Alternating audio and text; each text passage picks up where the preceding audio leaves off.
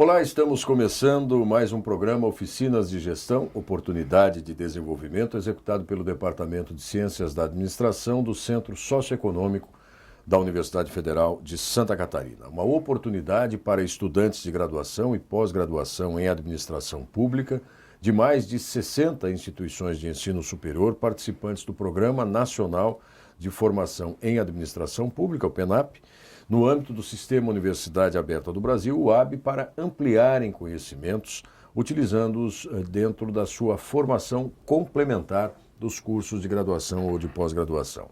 Este programa de hoje faz parte da série temática Gestão Pública. E o tema sobre o qual nós vamos conversar são as redes públicas e as formas de cooperação local.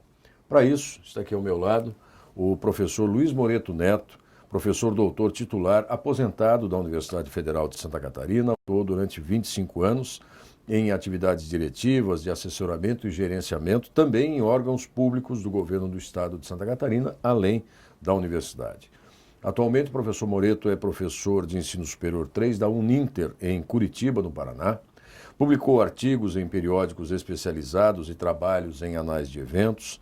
É autor de 32 livros didáticos na área de administração para cursos na modalidade à distância, além de 22 capítulos de livros nas áreas de administração e de administração pública e 3 livros. Realiza pesquisa no campo da gestão social, particularmente na análise do controle social e na implantação de grandes projetos de fomento à educação no país. Professor Moreto, prazer tê-lo aqui conosco. Obrigado por ter aceito o convite, poder participar com o seu conhecimento, com a sua experiência, de mais essa conversa com os estudantes de graduação e pós-graduação aí da área de administração. Obrigado, professor Áureo. É um prazer poder retornar a casa e é um prazer poder compartilhar consigo esse espaço que é um espaço extremamente pedagógico. Começar talvez pelo que origina o tema, né, redes públicas e formas de cooperação local.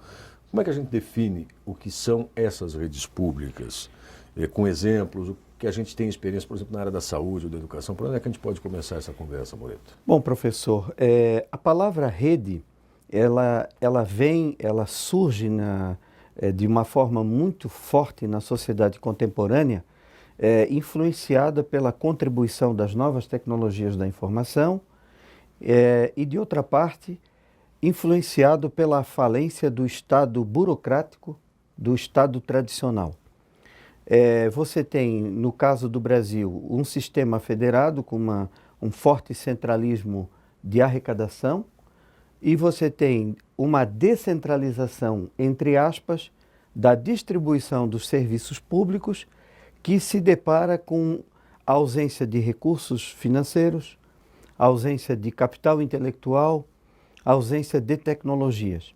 Então, a gente percebe que nas mais diversas dimensões da vida associada contemporânea, o Estado Nacional não atende às necessidades do cidadão.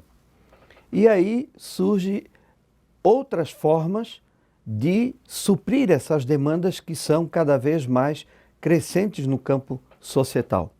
Então você tem a formação de parcerias entre público e privado e você tem parcerias entre o público, privado e a sociedade civil e você tem também parcerias entre as diversas dimensões que compõem a estrutura da governança pública. Então, a formação de rede se dá quando você tem algum tipo de problema ou alguma demanda social que um ente do Estado, propriamente dito, de maneira isolada, não consegue dar as respostas suficientes e a maneira que o Estado contemporâneo tem encontrado para atender é exatamente trabalhar com a palavra cooperação, com a dimensão da colaboração, com a dimensão da multilateralidade. Ou seja, eu não posso ter relações bilaterais, eu tenho que ter relações multilaterais.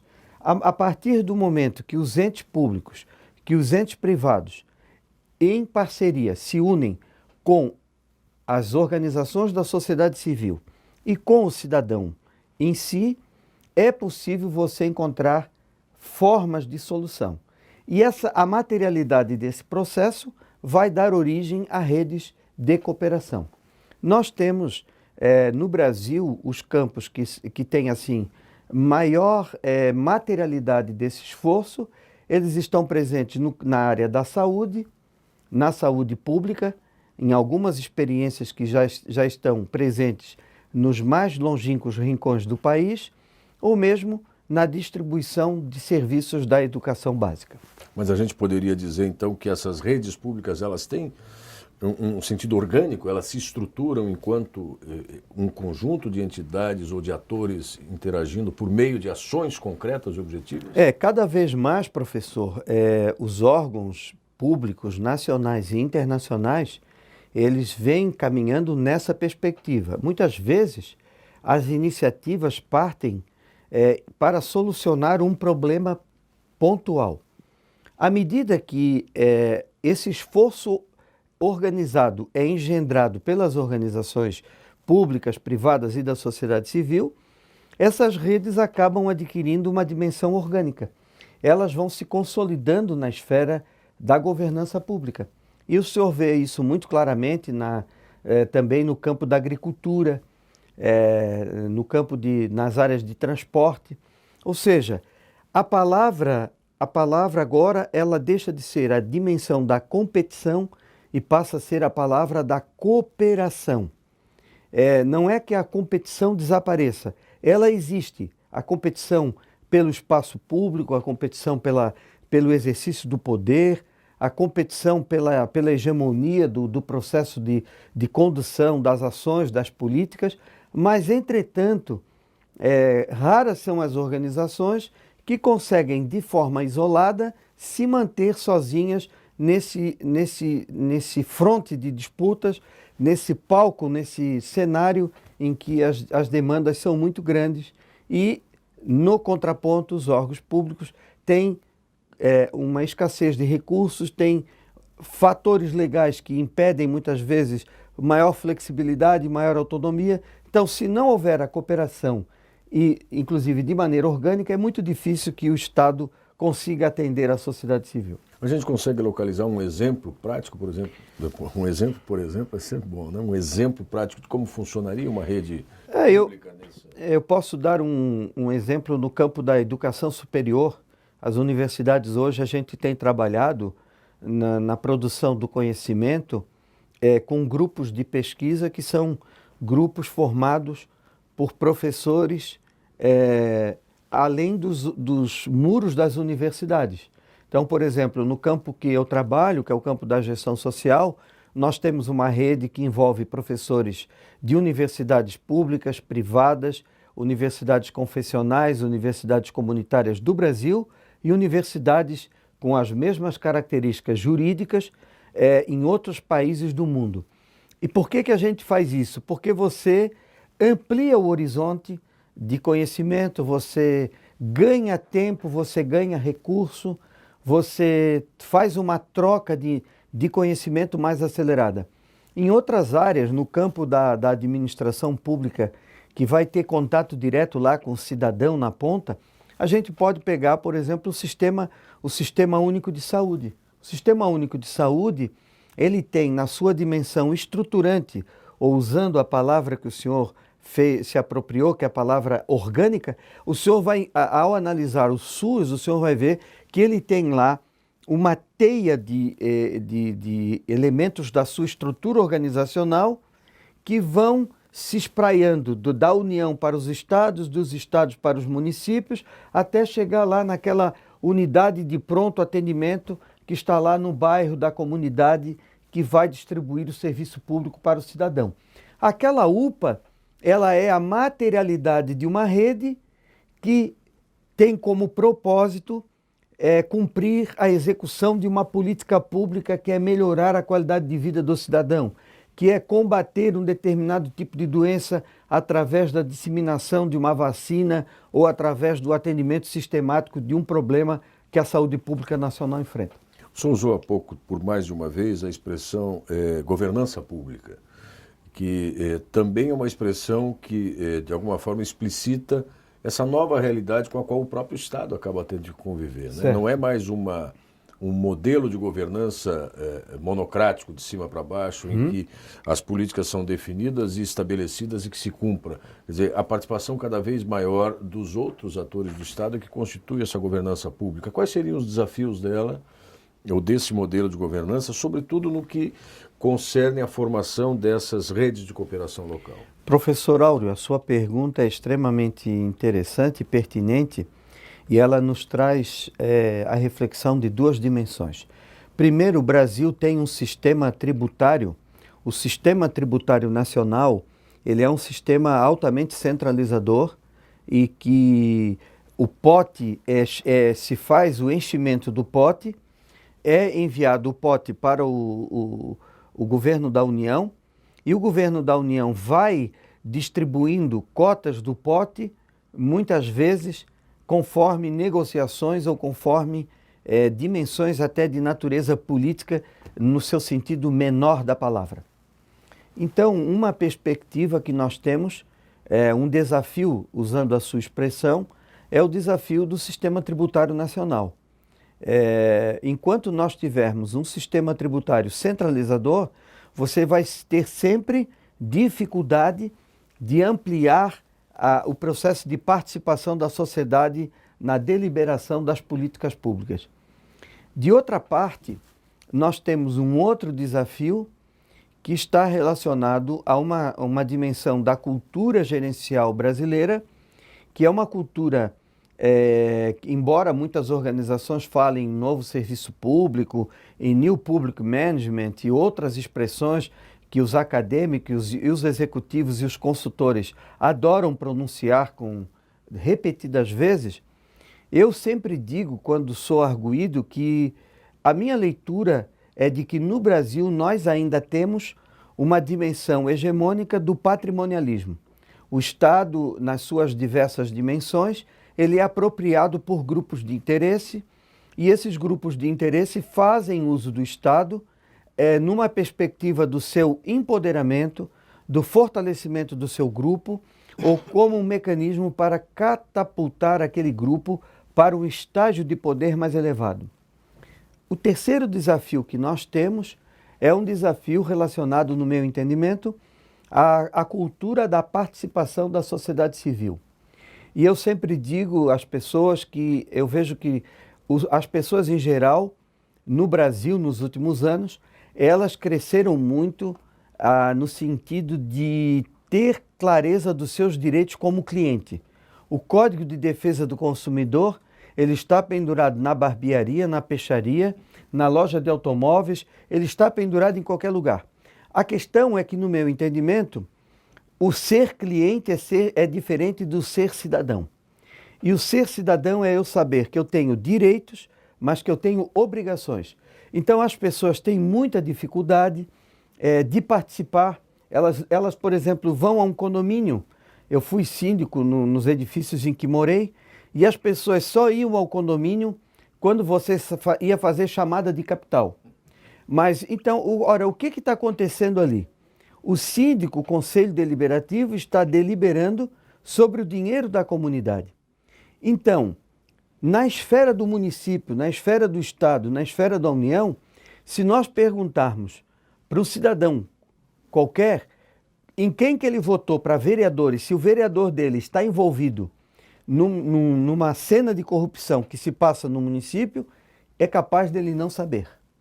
Isso significa que o compromisso dele com a cidadania é baixo. Então, se esse compromisso é baixo, a sua mobilização para participar nas deliberações coletivas, elas ainda são frágeis. E se elas são frágeis, elas necessitam ser repensadas através da escola e através da sociedade como um todo. Eu preciso ser cliente, mas antes de mais nada, eu preciso ser cidadão. Queria voltar também a outra questão que o professor Luiz Moreto Neto trouxe há pouco, que parece conflitante quando se fala em cooperação, redes de cooperação que atuam nessa esfera pública e um ambiente de competição que cada vez mais parece surgir de gerações que estão crescendo nesse ambiente mais competitivo. São questões, noções ou possibilidades irreconciliáveis, a competição e a cooperação? Eu diria que seria utopia, é uma utopia no mundo que você vive, né? Você vai à Europa do Leste, que é, na Europa, o segmento mais despossuído economicamente.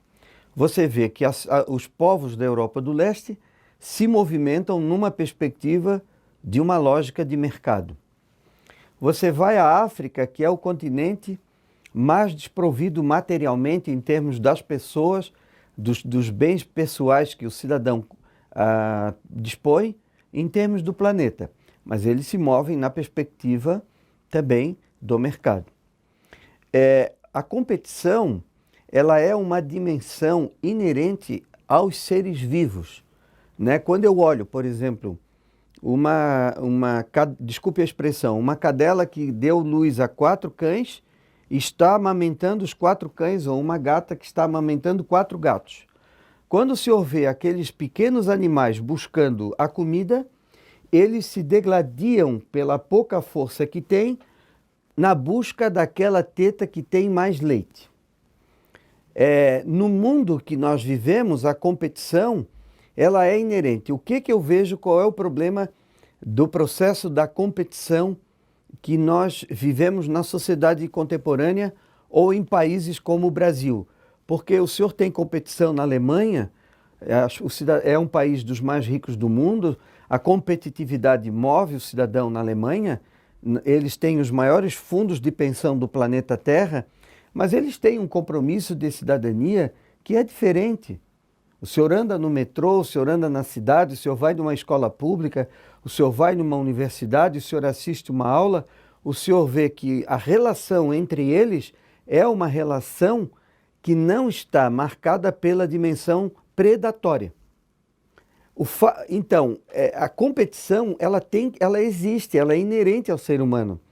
O desafio é você ser cooperativo sendo competitivo. O que significa que não é para que eu possa ter sucesso que eu vá fazer qualquer coisa ou que a minha organização vai fazer qualquer coisa para que prejudique o interesse público. Esse é o conflito que nós temos, e eu vejo muito nas organizações públicas, nos grupos que tomam conta quando são empoderados do exercício das funções públicas, as pessoas dizem a miúde e sem nenhum pudor: agora é a nossa vez. Isso é uma perspectiva predatória. Então, eu não vou ter ali uma prática de competição. Por quê? Porque o que move aquele grupo não é o interesse público, é o interesse do grupo fazendo uso do bem público. Agora, professor, vamos tentar criar aqui um conjunto de categorias, obviamente muito simplista, mas para fins de constituição da formulação da pergunta que quero fazer. E vamos tentar classificar aí ou categorizar 4 atores da sociedade: o governo, o Estado, a própria sociedade por meio das entidades que se organizam e que são chamadas, portanto, das organizações da sociedade civil, e o setor empresarial, que é o setor que gera empregos, enfim. Há um 4º ator aí que me parece que possa mediar ou conciliar algumas relações, que seria a academia, as universidades, o ensino superior. Qual é o papel fundamental que as universidades podem ter para articular, agregar, organizar e mediar a relação com esses outros 3 atores aos quais eu me referi aqui? Professor, a sua pergunta é uma pergunta angustiante, porque a gente que... Não era essa a intenção. Não, mas ela nos deixa angustiados porque a gente que viveu... Eu passei, por exemplo, 32 anos da minha vida aqui na Universidade Federal, passei 7 anos e 8 meses numa escola técnica, são quase 40 anos de atividades em órgãos públicos. Teoricamente, dentro dos espaços públicos, os agentes públicos devem estar revestidos da premissa da produção do bem público, teoricamente. Na prática, a gente percebe que a universidade reproduz nos seus espaços internos a lógica do mercado numa perspectiva predatória. Então, quando o senhor vê, por exemplo, os projetos de pesquisa.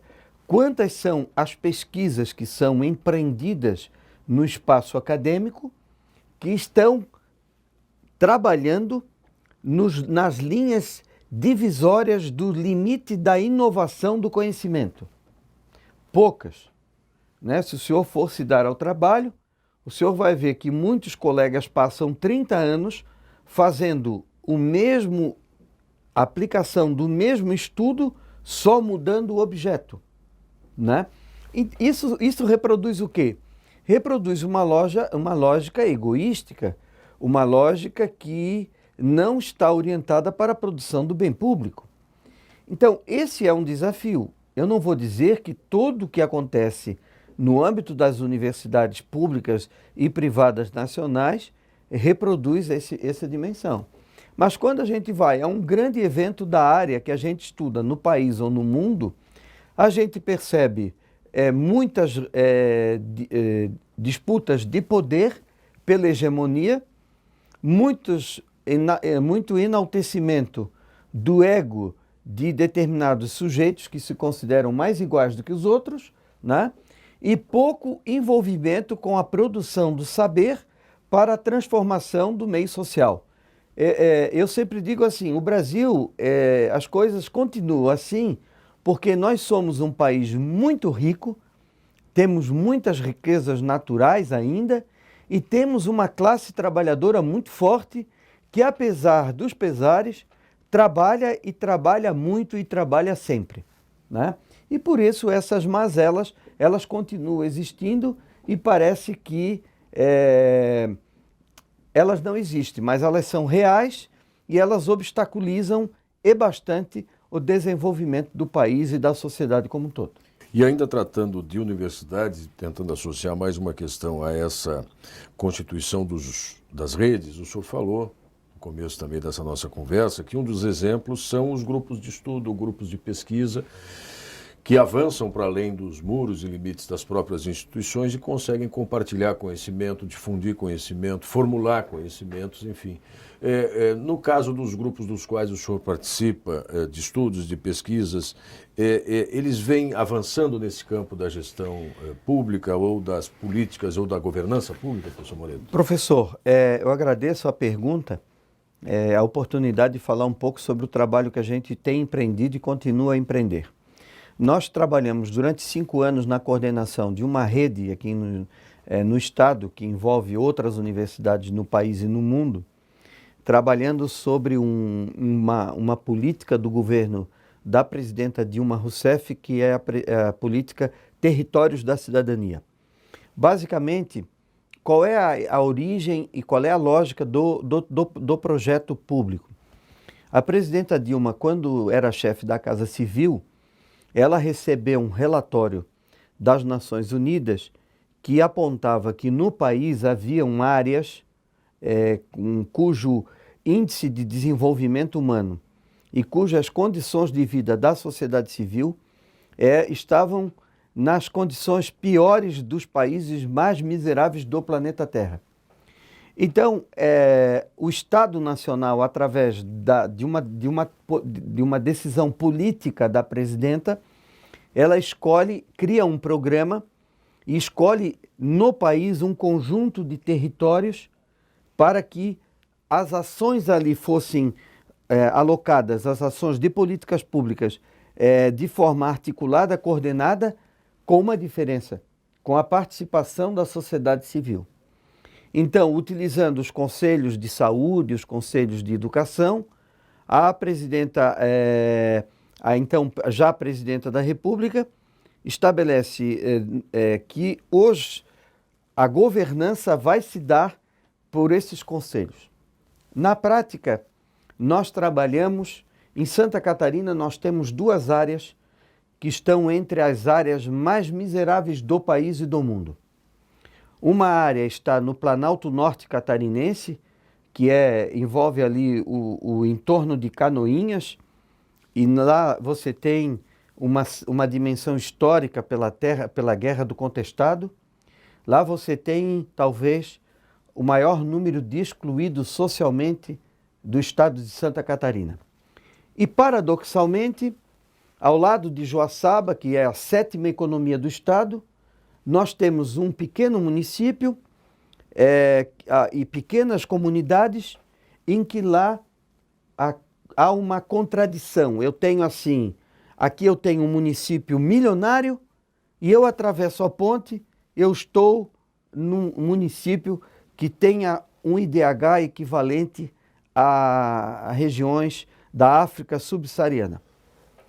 O que é que nós fizemos lá? Nós alocamos os nossos mestrandos e doutorandos para que fosse feita a avaliação das políticas públicas e fosse identificado como é que se dá o processo de escolha das decisões para os investimentos públicos.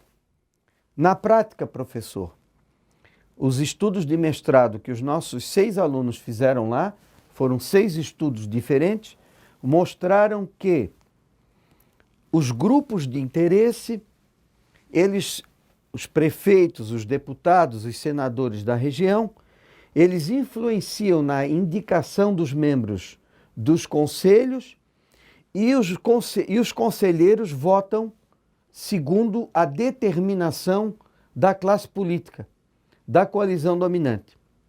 Então, a política, a escolha da comunidade, quer dizer, o sujeito depois critica o Palácio do Planalto.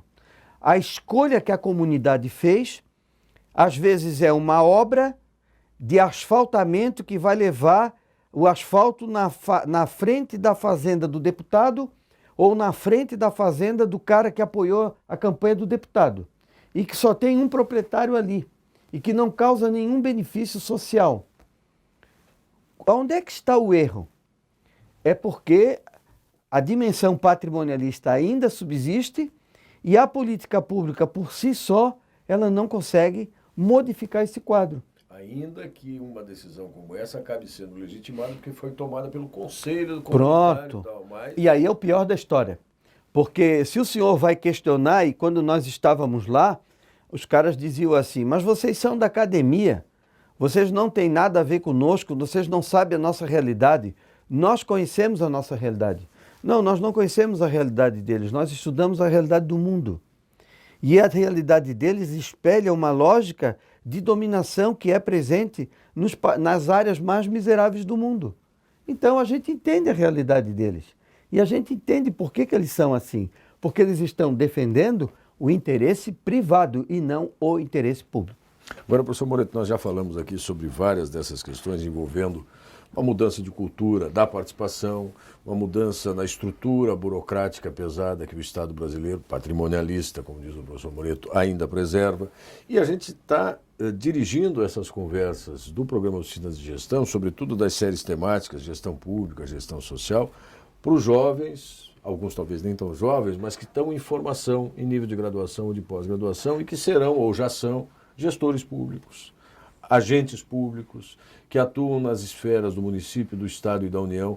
Como é que a gente pode orientar ou sugerir alguma forma de ampliação dos conhecimentos desses participantes desse programa para que se formem e se preparem para dar conta dessa nova exigência que o Estado ou que a sociedade está exigindo cada vez mais do Estado? Professor Áureo, eu penso que a Universidade Federal, o Programa Nacional de Administração Pública, ele já está possibilitando uma formação formal através desses cursos, dessas oficinas, essa decisão política do Estado Nacional levar a educação na modalidade à distância aos longínquos rincões do Brasil é uma forma de ampliar a inclusão. Agora, o fato do sujeito ter educação formal não é sinônimo de que ele está comprometido. Eu penso que na sociedade brasileira ela vive uma crise muito forte nos últimos 40 anos, não é uma crise recente. Essa crise de você buscar o sucesso imediato, de você querer ganhar em cima de tudo e de todos, de todo mundo ter que ganhar, de você ter que ganhar em cima do trabalho de todas as pessoas. Essa lógica, ela vem, no meu entendimento, de uma valorização da cidadania. O ser cidadão é estar comprometido com o seu meio, é fazer o seu trabalho de uma forma responsável, é cumprir as suas atividades, não é fazer o mínimo possível, né? Você vai nos órgãos públicos e vê os órgãos públicos fechados, as pessoas jogando dominó, as pessoas jogando ping-pong.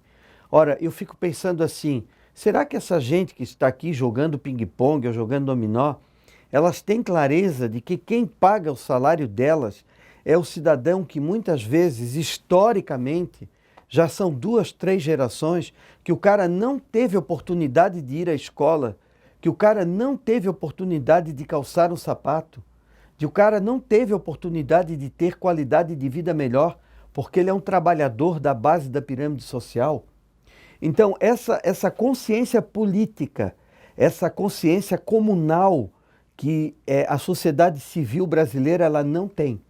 Nós temos muito uma lógica societal americana, mas com uma diferença. Somos um país em que a concentração de renda é muito grande, né? O cidadão na América, ele consegue superar, ele consegue se desvencilhar das amarras. E aqui ele não consegue se desvencilhar das amarras. Porque o patrimonialismo e as amarras de dominação do poder político da coalizão dominante, elas são históricas.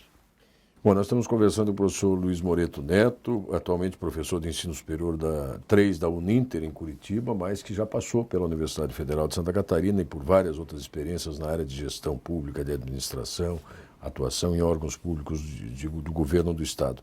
Professor, para a gente encaminhar o encerramento desse nosso programa, da série temática Gestão Pública, em que ainda é possível acreditar nessa área, então, professor? Não há um desalento, obviamente. Não.